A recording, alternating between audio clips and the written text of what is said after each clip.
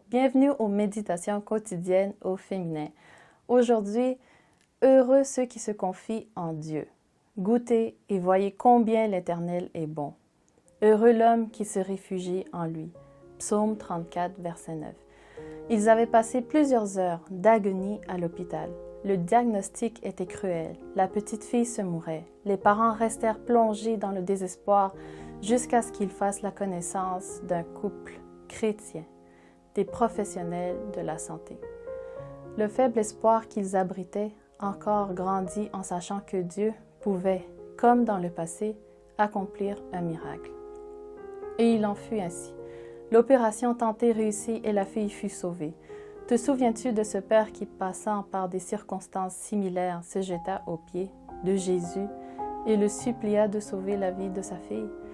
Je crois que les moments les plus difficiles à vivre sont ceux où nos enfants sont malades sans que nous ne puissions rien faire pour les aider. Face à une telle impuissance, nous ne pouvons que nous adresser au ciel, conscientes, espérant un miracle et sachant que la réponse ne peut venir que par Dieu. Jairus, comme n'importe laquelle d'entre nous, rechercha l'aide d'un professionnel, mais il comprit vite qu'il lui fallait un autre genre d'intervention pour que sa fille guérisse. C'est ainsi qu'il se mit à la recherche de Jésus. Il m'est arrivé de penser, si Jésus était aujourd'hui sur la terre, partirais-je à sa recherche pour qu'il guérisse ceux qui me sont chers? Avant de quitter cette terre, il prononça ces mots, « Et voici, je suis avec vous tous les jours, jusqu'à la fin du monde. » Matthieu 28, verset 20. Pourquoi n'accourons-nous pas à lui quand surviennent les moments difficiles? Peut-être avez-vous déjà passé des nuits d'angoisse et avez-vous dû aller à l'hôpital avec votre petit enfant brûlant de fièvre dans vos bras? Vous saviez qu'une fièvre aussi élevée pourrait avoir des conséquences irréparables.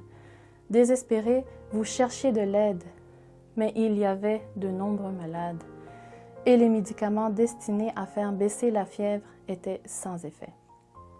À la maison, vous avez essayé tous les moyens pour faire baisser la fièvre, mais sans succès. Quelle a été votre réaction? Vous êtes-vous tourné vers Dieu?